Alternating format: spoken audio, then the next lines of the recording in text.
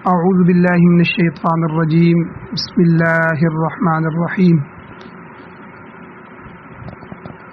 قالت ملکہ سبا بلقیس نے کہا یا ایھا الملأ، اے میرے سرداروں، اے میرے وزیروں، اے میرے درباریوں، افتونی فی امری، مجھے فتویٰ دو، مجھے رائے دو، فی امری، میرے اس معاملے میں، ما کنت قاطعۃ امرا، میں نہیں ہوں قطعی فیصلہ کرنے والی کسی معاملے کا بھی، حتی تشہدون، یہاں تک کہ تم حاضر ہو، یعنی تمہاری موجودگی میں تمہارے مشورے سے ہی میں کچھ طے کرنے والی ہوں۔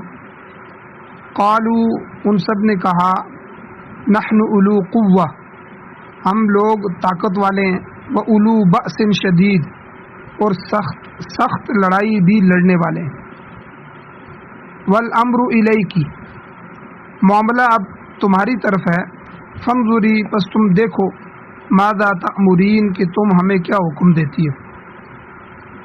یعنی انہوں نے کہا کہ اگر قوت اور طاقت کو دیکھنا ہے وہ بھی ہمارے پاس ہے، لڑائی کا مسئلہ ہے تو لڑائی بھی ہم لڑتے ہیں، باقی آپ کی طرف معاملہ ہے، آپ دیکھیں آپ ہمیں کیا حکم دیتی ہیں۔ قالت، اس نے کہا کہ ان الملوک اذا دخلوا قریۃ، کہ بے شک ملوک بادشاہ جو ہوتے ہیں، اذا دخلوا، جب وہ داخل ہوتے ہیں، قریۃ، کسی بھی بستی میں، تو افسدوها، تو اس کو وہ خراب کر دیتے ہیں، وجعلوا اعزۃ اہلها اذلہ، اور بنا دیتے ہیں وہاں اس بستی میں سے اس کے رہنے والوں کو، ان میں سے باعزت لوگوں کو ذلیل، وَكَذَلِكَ يَفْعَلُونَ، اور وہ اسی طرح کرتے رہتے ہیں۔ وَإِنِّي مُرْسِلَةٌ إِلَيْهِمْ بِهَدِيَّةٍ، اور بے شک انی، میں، مرسلۃ، بھیجنے والی ہوں، الیہم، ان کی طرف، بِهَدِيَّةٍ، کچھ ہدیہ، میں ان کی طرف ہدیے بھیجتی ہوں، فَنَاظِرَةٌ، پھر دیکھتی ہوں کہ بِمَا يَرْجِعُ الْمُرْسَلُونَ، کہ کیا جواب لے کر آتے ہیں بھیجے ہوئے لوگ، ہمارے نمائندے، ہمارے قاصد، ہمارے فرستادے جو ہم بھیجیں گے وہ ان کی طرف سے ہدیے کا جواب کیا لے کر آتے ہیں۔ سورۃ النمل جو کہ 27ویں سورت ہے، اس کی آیت نمبر 32، 33، 34 اور 35، یہ 4 آیتیں آپ کے سامنے تلاوت ہوئی ہیں۔ سب سے پہلے ربط آیات ہیں کہ ان آیات کا پچھلی آیات کے ساتھ، پچھلے مضمون کے ساتھ کیا ربط ہے، کیا تعلق ہے۔ ہدہد نے، جو پرندہ تھا، اس نے سلیمان علیہ السلام کو خبر دی کہ ملک سبا کے لوگ اور خود ملکہ جو ہے وہاں کی، وہ سورج پرست ہے، سورج کی پوجا کر رہے ہیں، کفر اور شرک میں مبتلا ہیں، اور ان کے جو برے اعمال ہیں ان کو شیطان مزین کر کے ان کو دکھاتا ہے، لہذا وہ ہدایت کا راستہ اختیار کرنے سے قاصر ہے۔ اس کے علاوہ یہ کہ وہ لوگ خدائے وحدہ لا شریک کے سامنے سجدہ ریز نہیں ہوتے، جو اللہ ظاہر کو بھی جانتا ہے اور باطن ہر چیز کو جانتا ہے، اور مخفی چیزوں کو آسمان و زمین سے نکالتا ہے، وہی معبود برحق ہے، وہ عرش عظیم کا مالک ہے۔ تو یہ لوگ اس مالک اور خالق کو چھوڑ کے، اس کے سامنے سجدہ ریز ہونے کو چھوڑ کے سورج کے سامنے سجدہ کر رہے ہیں۔ یہ خبر جب سلیمان علیہ السلام نے سنی تو سن کر اس کی تصدیق کرنے کا فیصلہ فرمایا، اور اسی ہدہد سے کہا کہ میرا خط لے جا کر ملکہ کے سامنے ڈال دو، پھر دیکھیں گے ہم کہ وہ اس کا کیا جواب دیتے ہیں۔ چنانچہ ہدہد نے وہ خط ملکہ سبا کو اس کے خاص کمرے میں پہنچا دیا۔ خط کا مضمون جو ہے وہ گزشتہ درس میں گزر چکا ہے کہ اس کو بسم اللہ الرحمن الرحیم سے شروع کیا گیا تھا، اور قوم سبا سے یہ کہا گیا تھا کہ تم میرے مقابلے میں نہ آنا۔ سلیمان علیہ السلام نے کہا کہ میرے مقابلے میں نہ آنا، لڑائی کے لیے نہ آنا، بلکہ اطاعت گزار بن کر، فرمانبردار بن کر میرے پاس چلے آؤ۔ جب ملکہ نے خط پڑھا تو اس معاملے میں اپنے درباریوں سے مشورہ لینا ضروری سمجھا۔ چنانچہ تمام عمائدین کو، سرداروں کو، وزراء کو دربار میں جمع کیا، اور جمع کر کے وہ کہنے لگی کہ قالت یا ایھا الملأ افتونی فی امری، اے میرے سربر آوردہ لوگو، اے میرے سرداروں، میرے ساتھ بیٹھنے والے وزراء، میرے اس معاملے میں مجھے مشورہ دو، افتونی مجھے فتویٰ دو، مجھے بتاؤ، فی امری میرے اس معاملے میں۔ اس مضمون کا ایک خط آیا ہے جو کہ سلیمان علیہ السلام کی طرف سے آیا ہے، اور اب تم بتاؤ ہمیں کیا کرنا چاہیے۔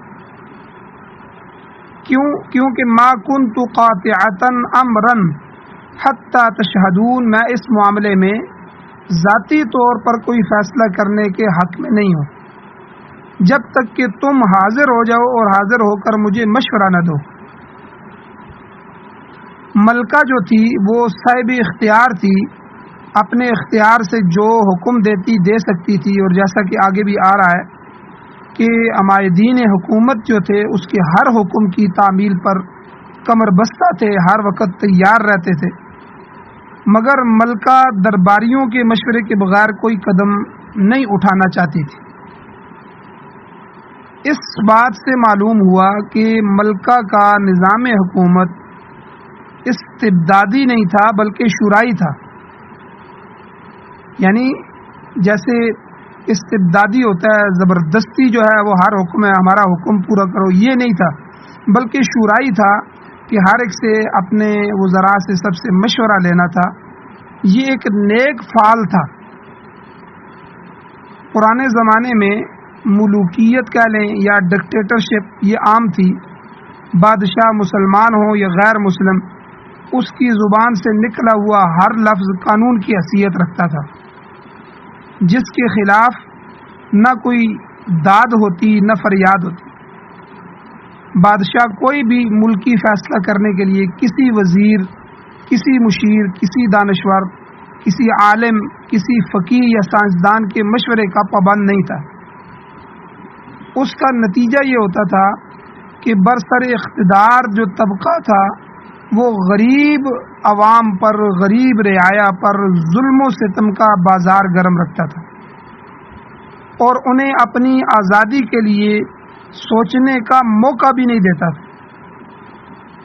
آج بھی دنیا میں اس قسم کے نظام موجود ہیں جو حکومت کی پالیسی کے خلاف ایک لفظ تک سننا برداشت نہیں کرتے۔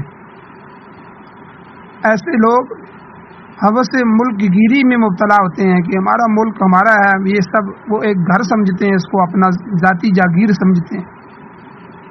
اگر کسی کے مد مقابل سامنے آنے کا شبہ بھی پڑ جائے تو اس کو تہس نہس کر کے رکھ دیتے ہیں۔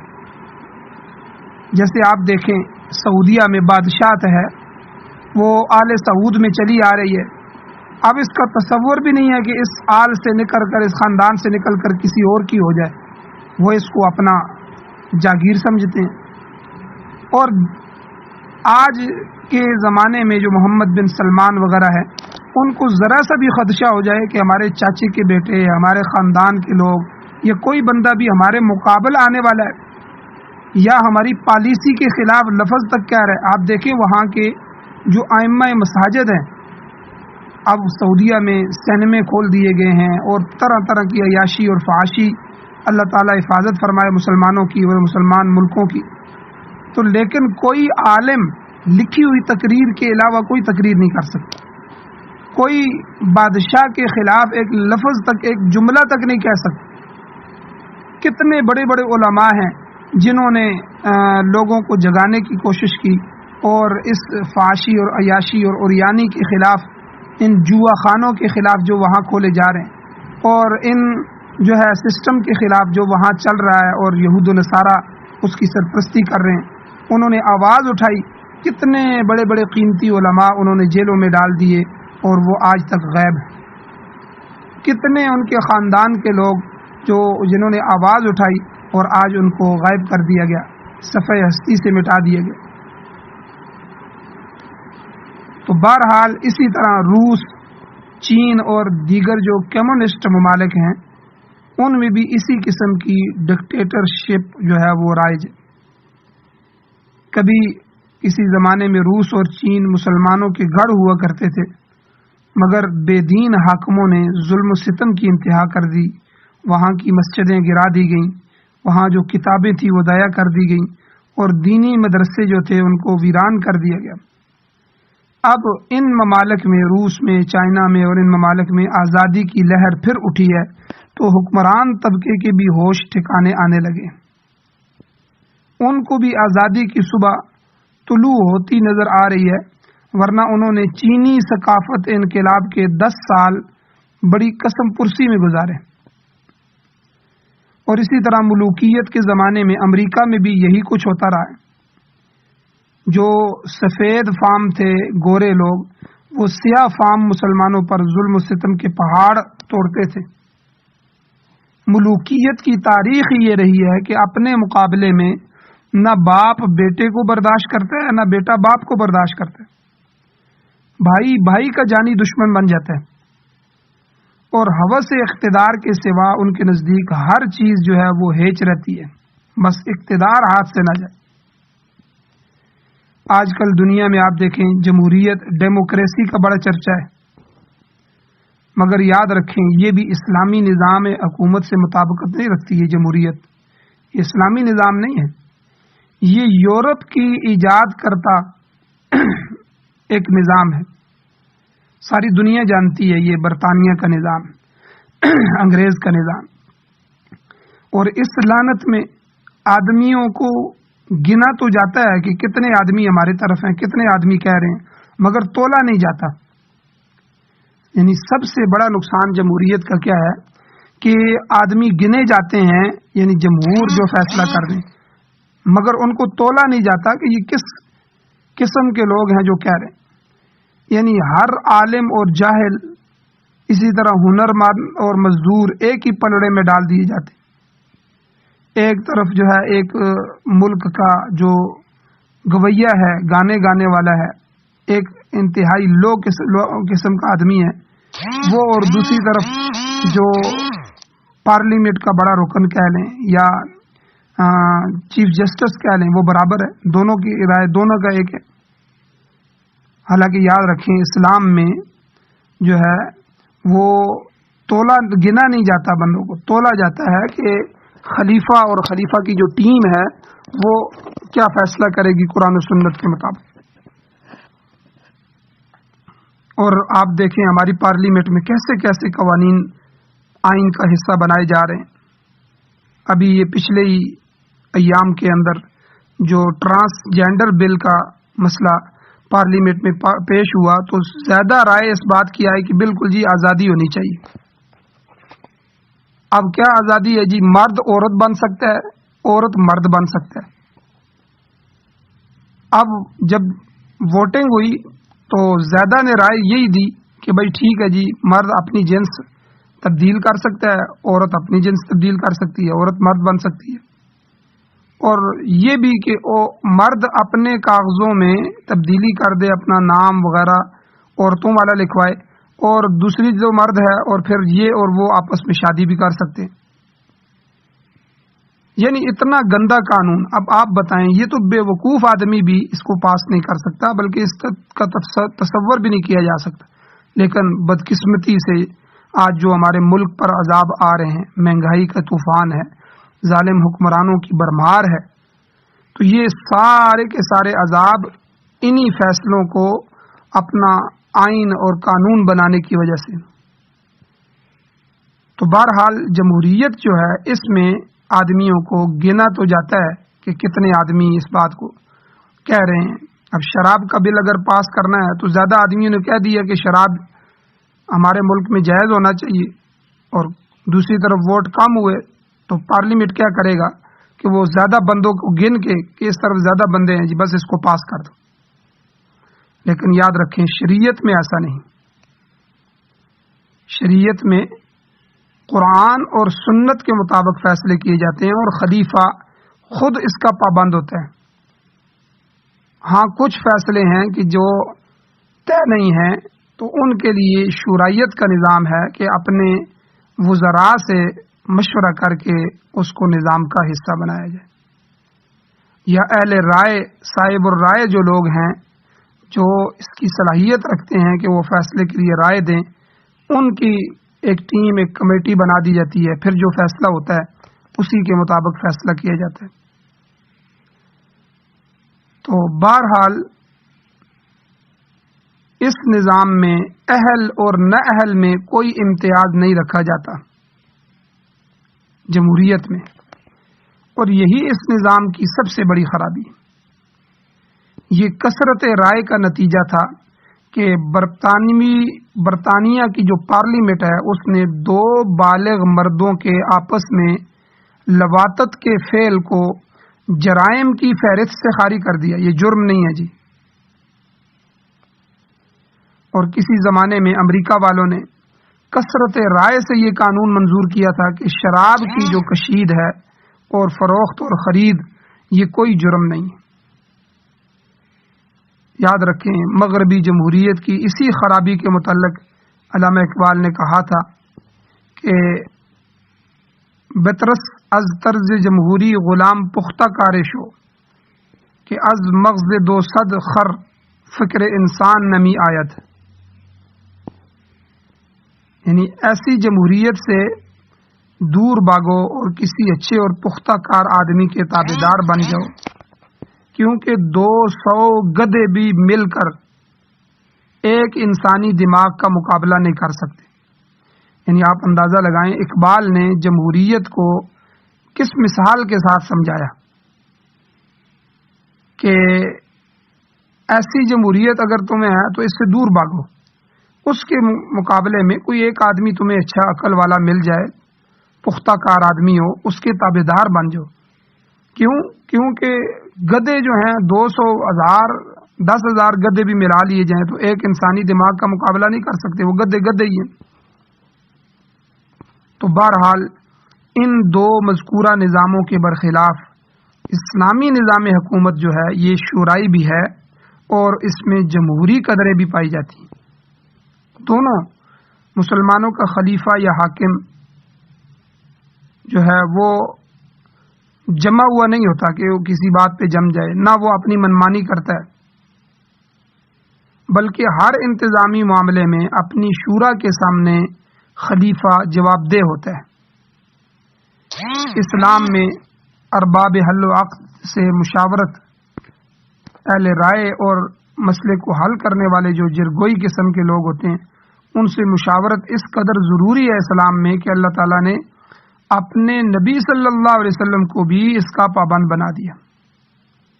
سورہ آل عمران کی 159 نمبر آیت ہے، اللہ فرماتے ہیں وَشَاوِرْهُمْ فِي الْأَمْرِ، کہ پیغمبر ایسا معاملہ جس کے متعلق وحی نہ آئی ہو اس میں اپنے ساتھیوں سے مشورہ کر لیا کریں۔ فَإِذَا عَزَمْتَ، پھر جب باہمی مشورے سے کسی نتیجے پر پہنچ جائیں تو فَتَوَكَّلْ عَلَى اللَّهِ، تو اللہ تعالیٰ پر بھروسہ کرتے ہوئے کام کر گزریں، وہ کام کر لیں۔ فقہاء کرام اس مسئلے میں بحث کرتے ہیں کہ اسلامی نظام حکومت میں مشورہ لینا واجب ہے یا محض مستحب ہے، اس میں فقہاء کا اختلاف ہے۔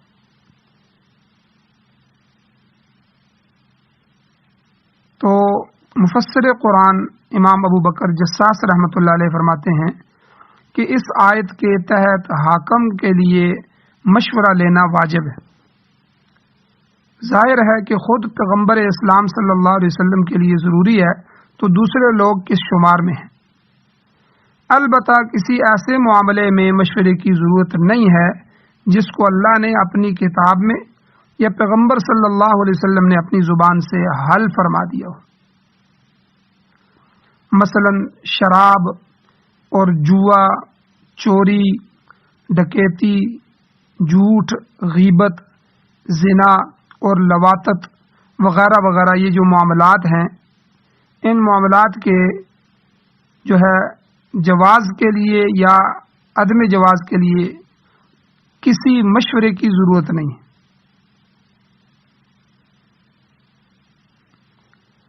کیونکہ ان کا فیصلہ تو خود اللہ تعالیٰ نے کر دیا ہے۔ یہ ساری چیزیں قرآن و حدیث میں واضح ہو چکی ہیں، لہذا ایسے معاملات میں اگر ساری دنیا بھی مل کر کسی حلال کو حرام یا حرام کو حلال کرنا چاہے تو نہیں کر سکتی، یہاں مشاورت نہیں چل سکتی۔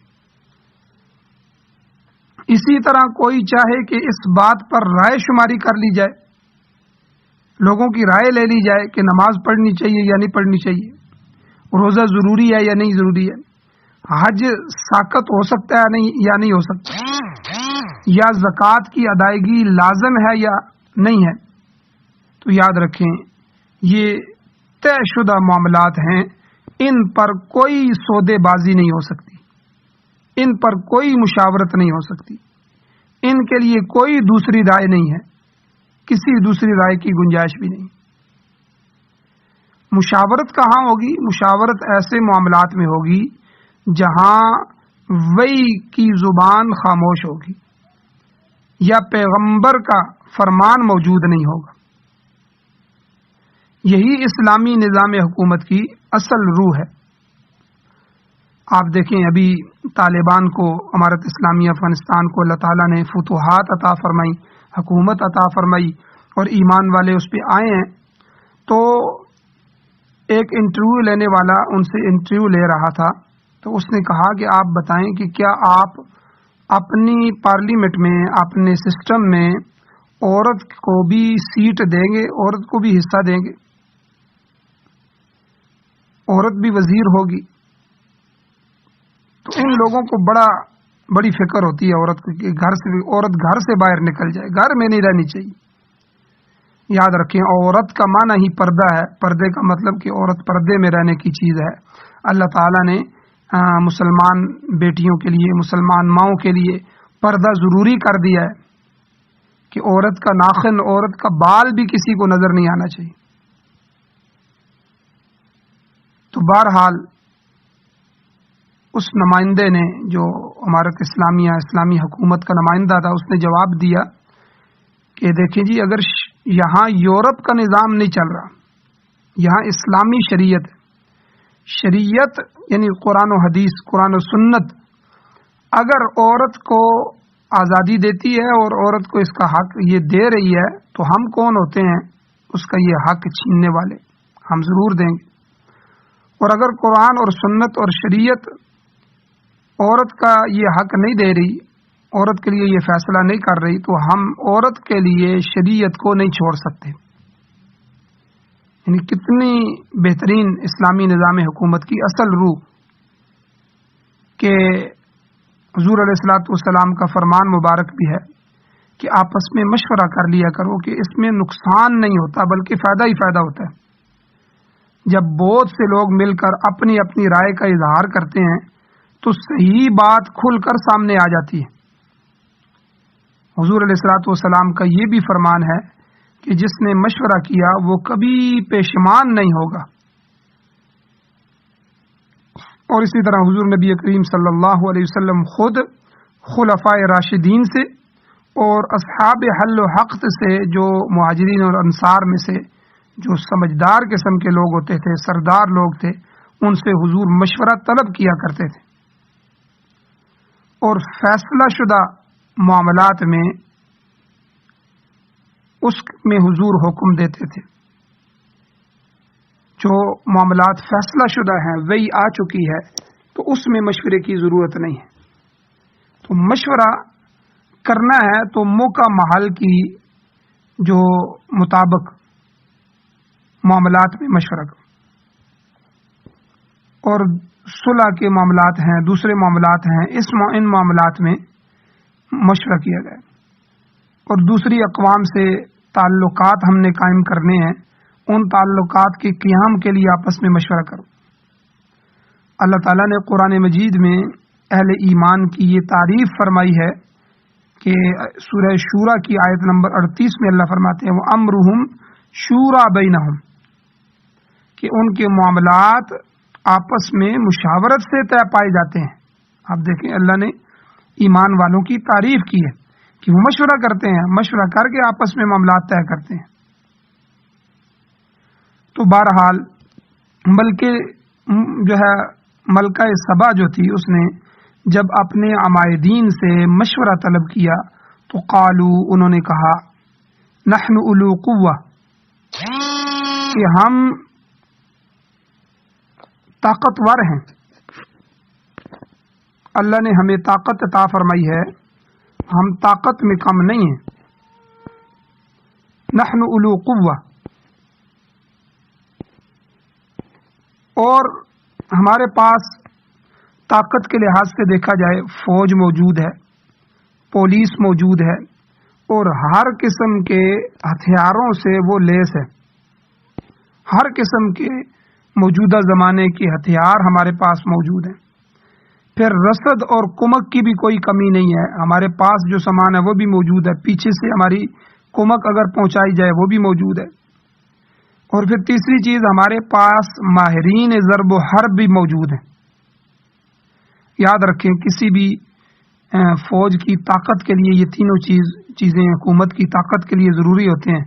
ایک تو اس کے پاس افرادی قوت ہو، فوج، پولیس، رینجر، یعنی افراد ہوں جو لڑنے والے ہوں، اور وہ ہر قسم کے ہتھیار جو موجود ہیں وہ ان کے پاس موجود ہوں. وَأَعِدُّوا لَهُم مَّا اسْتَطَعْتُم مِّن قُوَّةٍ، خود اللہ نے کہا کہ اپنے زمانے کی جو قوت ہے اس کو اپنی طاقت کے مطابق تیار کرو. اور دوسری چیز کیا ہے کہ اس کے پاس رسد اور کمک کی بھی کمی نہیں ہونی چاہیے.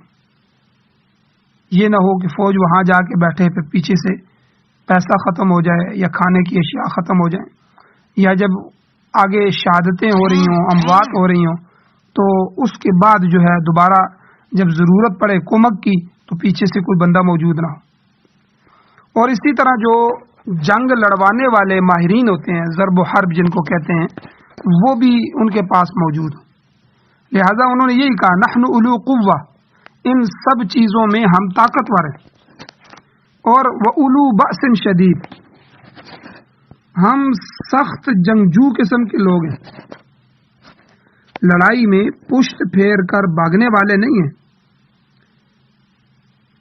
ہم آپ کے ایک اشارے پر جنگ میں کود سکتے ہیں. اس کے باوجود وَالْأَمْرُ إِلَيْكِ، معاملہ تمہارے ہاتھ میں ہے. فَانْظُرِي مَاذَا تَأْمُرِينَ، تم دیکھو آپ نے کیا فیصلہ کرنا ہے. مشورہ ہم نے دے دیا ہے، فیصلہ آپ کریں. یعنی جنگ کا فیصلہ کرنا تمہارے اختیار میں ہے. ہم تو تعمیل حکم کے لیے ہر لمحے تیار ہیں، اور اگر آپ جنگ کی بجائے صلح صفائی کا فیصلہ کریں تو ہم پھر بھی حاضر ہیں. اگر آپ صلح صفائی کی بجائے جنگ کی طرف کہتی ہیں تو ہم جنگ کے لیے بھی حاضر ہیں. بہرحال ان لوگوں نے اپنی حیثیت کے مطابق رائے دی، مگر فیصلہ جو ہے وہ ملکہ پر چھوڑ دیا. اب ملکہ کے جو خیالات تھے، ان خیالات کو دیکھ کر سمجھ آتا ہے کہ ایک دانش مند، ایک عقل مند عورت تھی وہ ملکہ. تو ملکہ کے خیالات اس کی دانش مندی کو ظاہر کرتے ہیں. فوراً کہنے لگی، قالت ان الملوک اذا دخلوا قریۃ افسدوها، جب فاتح بادشاہ، یہ ملوک جو بادشاہ ہیں، یہ کسی ملک میں جب داخل ہوتے ہیں تو افسدوها، اس کو خراب کر دیتے ہیں. وجعلوا اعزت اہلها اذلہ، اور وہاں کے جو باعزت لوگ ہوتے ہیں ان کو ذلیل و خوار کر دیتے ہیں. یہ ظاہر بات ہے، جب بادشاہ کسی ملک پہ حملہ کرتے ہیں تو وہاں کی پردہ نشین عورتوں کو بے پردہ کر دیتے ہیں، عزت والوں کو ذلیل کر دیتے ہیں، ان کے مکان گرا دیتے ہیں، ان کے نقصانات کر دیتے ہیں.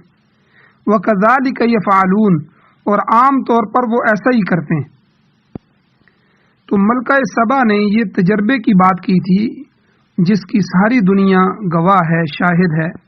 ہزاروں سال سے جنگ و جدال کا نتیجہ یہی نکلتا آ رہا ہے کہ جو مفتوح قوم ہوتی ہے، فاتح قوم آ کر اس کی اینٹ سے اینٹ بجا دیتی. ملوک بادشاہ اپنے مد مقابل کو کبھی برداشت نہیں کرتے، کسی پر ذرا سا بھی شبہ پڑ جائے تو اسے تہس نہس کر کے رکھ دیتے ہیں۔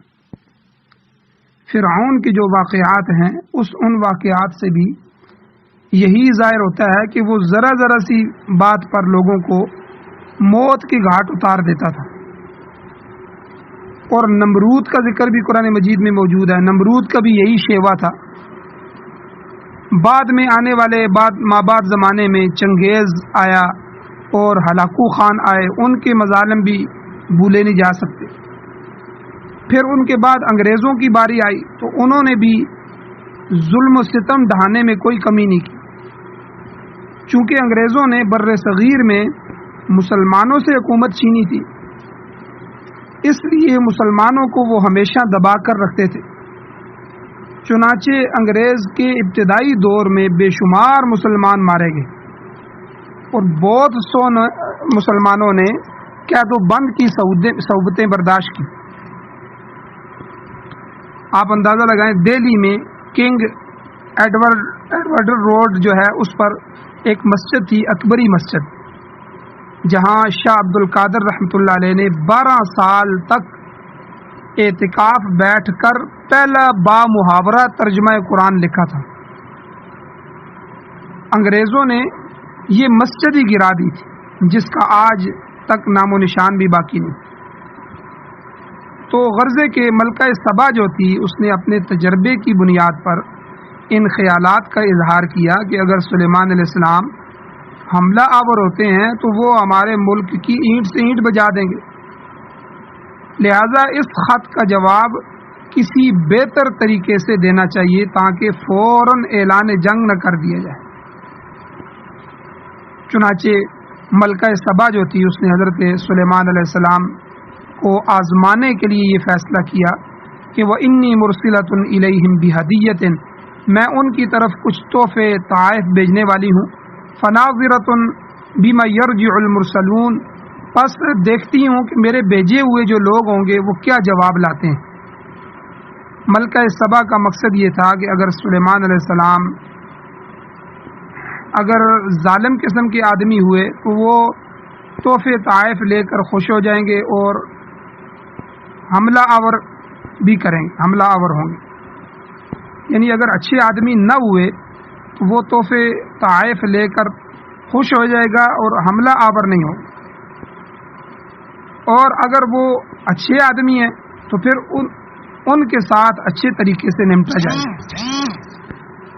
تفسیری روایات میں آتا ہے کہ ملکہ نے تحفے میں 500 لونڈیاں، 500 غلام اور سونے کی 500 اینٹیں سلیمان علیہ السلام کی خدمت میں بطور تحفہ ارسال کی بھیجی۔